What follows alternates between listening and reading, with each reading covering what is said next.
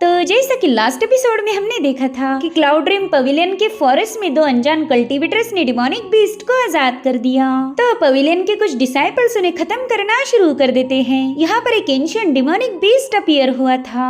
उसे चाहे कितनी बार भी खत्म क्यों ना करो, दोबारा से अवेकन होते जा रहा था। इसलिए फाइनली हान ने उस पर कई सारे अटैक डिलीवर किए, जिसके चलते उसकी कोर शटर हो गई और वहीं पर जियान उस बीस्ट को अपने फायर टैलिस्मान से ब्लास्ट कर देती है। साथ ही उस बीस्ट की ब्लड इसेंस को कंबाइन करते हुए हम एक पिग डेमन को क्रिएट होता हुआ देख पाते हैं।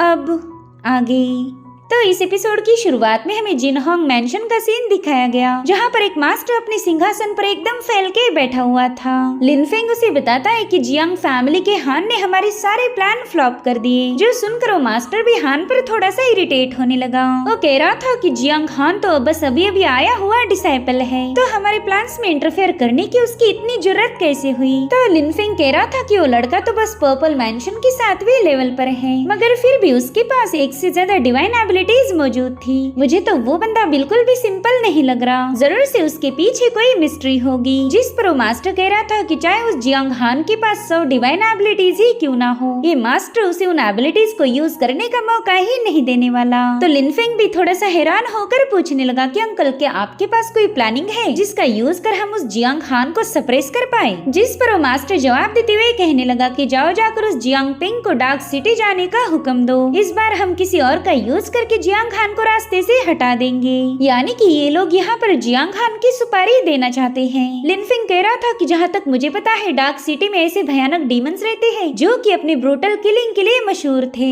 अगर हम उन्हें जियांग हान और जियान को खत्म करने का कॉन्ट्रैक्ट दे तो लोग जरूर से मारे जाएंगे। जिस पर मास्टर कह रहे थे कि याद रखना, इस काम में कोई गड़बड़ी नहीं होनी चाहिए, वरना फिर तुम्हें भी पनिश किया जाएगा। और उतने में ही किसी ने हॉल का दरवाजा ओपन कर दिया। वो बंदा कहने लगा कि मैं बस थोड़े दिनों के लिए बाहर क्या चला गया, यहाँ का तो ओनर ही बदल गया। वेल, इस बंदे का नाम है जिनमाओ। तो लिनफिंग तुरंत ही उसे ग्रीट करने लगा। दरअसल ये बंदा लिनफिंग का सेकंड अंकल है। वहीं पर मास्टर अपने छोटे भाई से कहने लगे कि तुम इतने जल्दी यहाँ पर क्यों आए, मैंने तुम्हें बाहर आने से मना किया था ना। जिस पर जिनमाओ कहने लगा कि ये सवाल तो आप पूछो ही मत, मुझे पहला ये बताओ कि गोल्डन बुल माउंटेन पर डिमोनिक ऑरा अपीयर क्यों हुई। दरअसल ये जिनमाओ क्लाउड ड्रीम पवेलियन का डिप्यूटी चीफ था। मास्टर उसे बताता है कि बस कुछ ही दिनों में 3 मेरिडियन कॉन्टेस्ट होने वाला है। अगर हमने इसकी पहले ही प्रिपरेशन नहीं की तो गॉड स्लेयर किलिंग स्क्वाड के डिसाइपल हमारे प्लान्स फेल कर देंगे।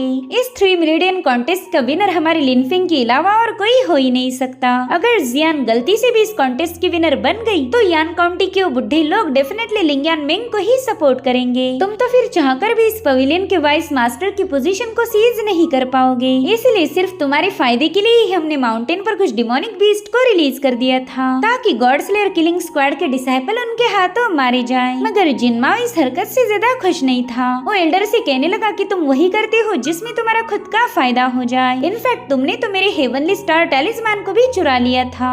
जो सुनते साथ ही मास्टर भी गुस्सा हो गया। वो कहने लगा कि मैं तुम्हारा बड़ा भाई हूँ, अगर मैंने तुम्हारा टैलिस्मान यूज भी किया तो इसमें कौन सी बड़ी बात हो गई। मैं जो कुछ भी कर रहा हूँ ये तुम्हारे ही फायदे के लिए है। मैं तो दिल से चाहता हूँ कि मेरा छोटा भाई इस क्लाउड ड्रीम पवेलियन का वाइस मास्टर बन जाए। जो सुनते साथ ही जिनमाओ खामोश हो गया। अब वो शेफ शिफ्टर डीमन के बारे में पूछने लगा। गाइस, ये उसी डीमन की बात कर रहा था जिसे हान और जियान ने काफी मेहनत करके खत्म किया है। तो लिनफिंग उसे बताने लगा कि वो डीमन तो जियान और उसके दोस्तों के हाथों मारा जा चुका। हमारा प्लान पूरी तरह से साउंड प्रूफ था। अगर ये कामयाब हो जाता तो हमारे कई सारे दुश्मन रास्ते से हट जाते, मगर उस कमीने जियांग हान की वजह से सब गड़बड़ी हो गई। उस बंदे के पास काफी स्पेशल डिवाइन एबिलिटी है, जिसकी मदद से वो अपनी बॉडी और शैडो को सेपरेट कर सकता, जिसके चलते उस हान को मारना भी मुश्किल है और उसके खिलाफ खुद को प्रोटेक्ट करना तो उससे भी ज्यादा मुश्किल। यहाँ पर जिनमाओ भी जियांग हान के एबिलिटीज के बारे में जानकर सरप्राइज था। वो कहता है कि बॉडी सेपरेशन की एबिलिटी तो काफी ज्यादा यूनिक है। बताओ ये बंदा कहाँ से बिलोंग करता और इसके मास्टर का क्या नाम है। तो लिनफिंग जवाब देते हुए बताने लगा कि जियांग हान टेनली विलेज का रहने वाला है और अब गॉड स्लेयर यानी कि किलिंग स्क्वाड का भी हिस्सा बन चुका। और रही बात उसके मास्टर की, तो उस बंदे के बारे में हमारे पास कोई इन्फॉर्मेशन नहीं। जिस पर जिनमाओ कहने लगा कि अब तुम दो चीजें कर सकते हो, एक तो ये कि तुम उस बंदे जियांग हान से कोई पंगे नहीं लोगे, और दूसरी ये कि अगर पंगे लिए तो उसे जान से खत्म कर देना। तुम्हारी एक ही स्ट्राइक उसका खेल खत्म कर पाए। अगर ऐसा नहीं हुआ तो फिर तुम मारे जाओगे। और हाँ, दोबारा ऐसी कोई गलती मत करना जिसके चलते मुझे अपना कल्टीवेशन छोड़कर यहाँ आना पड़ जाए। जिसके बाद वो एक गोल्डन पावर में तब्दील होकर वहाँ से निकल गया।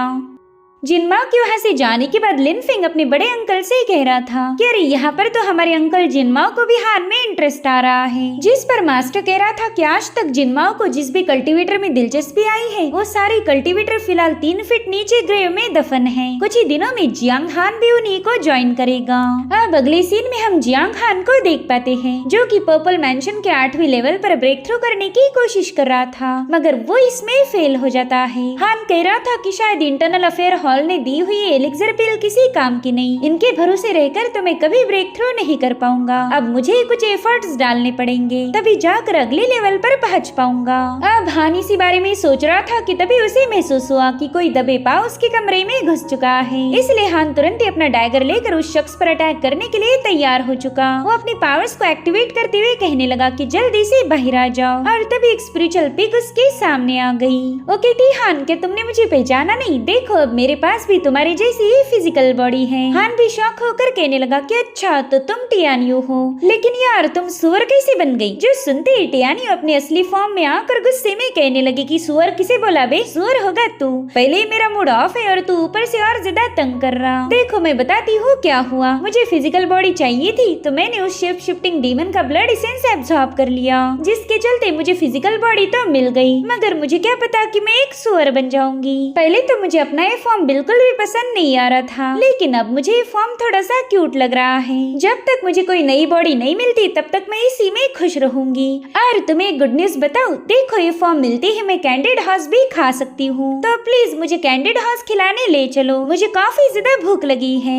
उसकी बातें सुनकर हान को काफी ज्यादा हंसी आ रही थी। वो कहने लगा कि अभी तो रात हो गई, इतनी रात को कैंडिड हॉर्स नहीं मिलेंगे, तुम एक काम करो सवेरा होने तक रुक जाओ, फिर जितनी चाहे उतने कैंडिड हॉर्स खा लेना। और उतने में ही जियान वाइन पॉट लेकर वहाँ पर पहुँच गई। वो हान को डिनर के लिए इनवाइट करने आई थी, मगर फिर टियानियो को देखकर वो शॉक हो गई। वो हान से पूछ रही थी, अरे तुम्हारे कमरे में छोटू सा सुअर का बच्चा कहाँ से आ गया? हान तुमने तो बताया नहीं कि तुम्हारे पास एक स्पिरिचुअल पेट भी है। अब हान कुछ बोल पाई इससे पहले वहाँ पर उसके बाकी के दोस्त भी पहुँच गए। लांग उस सुअर को देखकर कह रहा था, क्या यार भाई तुम तो यहाँ पर खाना छुपा के रखे हो। इधर हान की सिस्टर लियार को तो स्पिरिचुअल पेट काफी ज्यादा क्यूट लग रहा था। अब हानी ने टियानियो की हकीकत तो बता नहीं सकता था, इसलिए वो कहने लगा कि ये मेरा स्पिरिचुअल पेट है, मैं इसे घर पर ही छोड़ के आया था, मगर देखो तो ये मुझे ढूंढते हुए यहाँ पहुँच गया। आज मुझे समझ आ गया कि स्पिरिचुअल पेट काफी ज्यादा स्मार्ट होते हैं। इधर टियानियो को इन सभी का अटेंशन मिल रहा था, जिसके चलते उन्हें देख अपनी सबसे बेस्ट स्माइल देने लगी। उतने में ही जियान कह रही थी, वाह ये तो काफी ज्यादा टेंडर है, अगर इसे रोस्ट करके खाया जाए तो बड़ा ही मजा आएगा। बेचारी टियानियो को तो जियान के रूप में साक्षात यमराज नजर आ रहे थे, तो तुरंत ही डरती हुई जियान को बताने लगी कि प्लीज ऐसा मत करना, मुझे खाकर तो तुम्हारे मुंह की टेस्ट और ज्यादा बिगड़ जाएगी, मैं तो बिल्कुल भी टेस्टी नहीं हूँ। जो सुनकर ही जियान शॉक हो गई। वो कह रही थी, अरे वाह ये सुअर तो बोल भी सकती है। वहीं पर लांग जियान पर चिल्ला रहा था। वो कहता है कि तुम तो बड़ी ही बेरहम हो, इतने छोटे से बच्चे को मार के खाने की बात कर रही, मुझे ये सब बिल्कुल भी पसंद नहीं आता। जो सुनते साथ ही टियानियो खुश हो गई। वो कह रही थी, वाह ये तो बहुत ही अच्छा बंदा है, मगर उसकी खुशी ज्यादा देर तक टिक नहीं पाई, क्योंकि लांग उससे कह रहा था, मेरी जान हम तुम्हें अभी बिल्कुल भी नहीं खाने वाले, पहले तो तुम्हें खाना खिला खिला कर मोटो गोलो मोलो बना दिया जाएगा, और फिर हम बड़े ही प्यार से तुम्हें रोस्ट करेंगे। बेचारी टियानियो को तो लग रहा था वो शैतानों के बीच फंसी है, मगर जैसे उसे डिनर की खुशबू आई उसका सारा टेंशन दूर हो गया। इधर एल्डर ने डिनर टेबल लगा दी थी, तो ये सभी लोग खाना खाने बैठ गए। आज इनकी पार्टी हो रही थी, क्योंकि जियांग हान आज गॉड स्लेयर स्क्वाड का ऑफिशियली मेंबर बन चुका। ये सभी लोग वाइन पीकर सेलिब्रेट कर रहे थे। वहीं पर टियानियो को भी वाइन सर्व की गई, जिसे थोड़ी क्वांटिटी में पीने के बाद ही वो जियांग हान को बताती है कि मेरे भाई से मत पीना, इस पानी में तो जहर मिला है। इतना कहते साथ ही वो वहीं पर बेहोश हो गई। जो देख खान कह रहा था कि इसलिए तो मैं बोलता रहता हूँ कि भाई जिससे शराब हैंडल नहीं हो सकती उसने बिल्कुल भी नहीं पीनी चाहिए, मगर ये पिगी तो काफी ज्यादा लालची थी। जो सुनते साथ ही जियान को भी हंसी आने लगी। वो कहती है कि हान उस लिनफिंग को लगता है कि उसके पास हमारे मुकाबले ज्यादा लोग लोग हैं, इसलिए वो हमें डोमिनेट करना चाहता।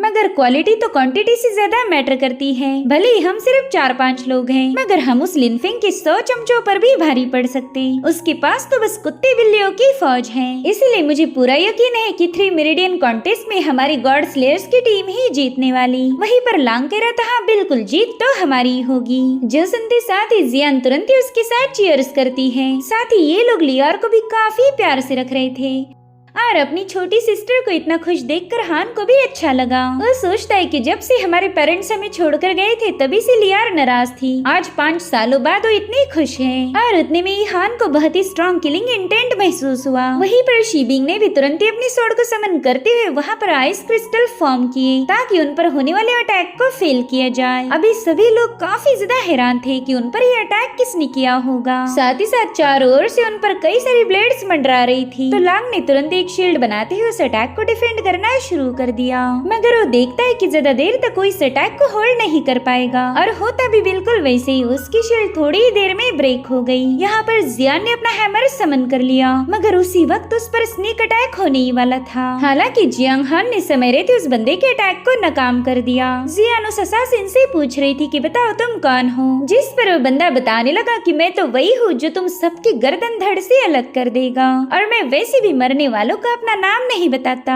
जिसके बाद वो अपनी सोड को जमीन में धसाते हुए अपनी रॉल्म पावर को एक्टिवेट कर देता है। उसके ऐसा करते साथ ही वहाँ पर एक फॉर्मेशन क्रिएट होकर इन सभी लोगों को ट्रैप कर चुका। मगर हान फटाफट से वहाँ से गायब हो गया। ये लोग देखते हैं कि वो अपनी बॉडी को भी मूव नहीं कर पा रहे। इधर वो असासिन तुरंत ही रूफ पर चला गया। वो कह रहा था कि आज तक मेरी स्पिरिट बाइंडिंग टेक्निक से कोई भी एस्केप नहीं कर पाया था, मगर वो बंदा तो फॉर्मेशन से बाहर चला गया। आखिर ये पॉसिबल कैसे हुआ होगा। और उतने में ही उसे हान की आवाज आई। वो कह रहा था, अच्छा तो तुम्हारा फॉर्मेशन इतना ज्यादा स्ट्रॉन्ग है, फिर बताओ तो मैं यहाँ पर कैसे पहुँचा। जिसके बाद वो बड़ी ही तेजी के साथ उस बंदे पर अटैक करते हुए उसे पीछे पुश कर देता है। इधर उस बंदे को तो अपनी आंखों पर यकीन ही नहीं हो रहा था कि जियांग हान ने इतनी आसानी से उसे घायल कैसे कर दिया। वो गुस्से में कह रहा था, बच्चे यूँ समझ ले कि आज तेरा आखिरी दिन है। जिसके बाद वो तुरंत ही हान पर अटैक करने रवाना हो गया। मगर हान तो बड़े ही कूल अंदाज में बेंड होकर उसके अटैक को डॉज कर चुका था और फिर उसका हाथ पकड़कर अपने उसी सनकी अंदाज में कह रहा था कि चलो देखते हैं किसकी कबर पर घास जल्दी उगेगी। और फिर हान ने अपना घुटना उसके पेट में दे मारा। जिसके बाद वो एक ही लात में उसे छत से जमीन पर पहुंचा देता है। वो बंदा तो अपनी सोड़ में ही हान को अपनी तरफ आता हुआ देख पा रहा था, इसलिए वो फटाफट से अपनी तलवार उसके आर पार घुसा देता है। ये देखकर तो हान के दोस्त काफी ज्यादा पैनिक हो गए। इधर वो बंदा खुश होकर हान से कहने लगा कि अरे मुझे तो लगा था कि तू काफी ज्यादा टफ होगा, मगर तू तो एक नंबर का फुस्सी फटाका निकला। आज मेरी शिकार की लिस्ट में तेरा भी नाम शामिल हो गया।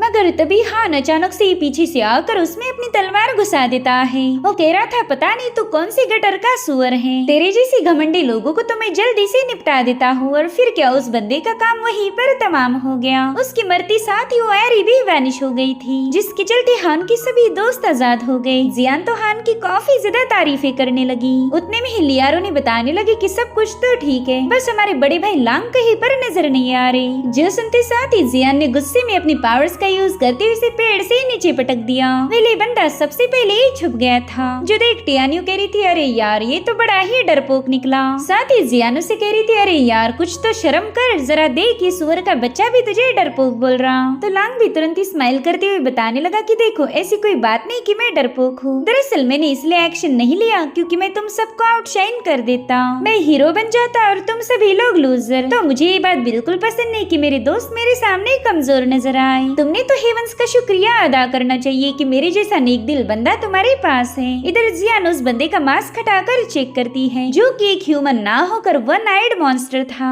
हान बताने लगा कि ये तो माउंटेन रॉल्म के सेकंड लेवल का एक स्पिरिट डीमन था। अगर इस डीमन ने यहाँ आकर हमें मारने की कोशिश की तो इसका सीधा मतलब ये होगा कि उसे किसी ने हायर किया था। गाइस, लिनफिंग और उसके अंकल ने इस डीमन को हान और जियान को मारने भेजा था, मगर ये बेचारा तो खुद ही मारा गया। और इसी के साथ एपिसोड यहीं पर एंड हो जाता है। Thank you so much for watching. Bye bye, take care.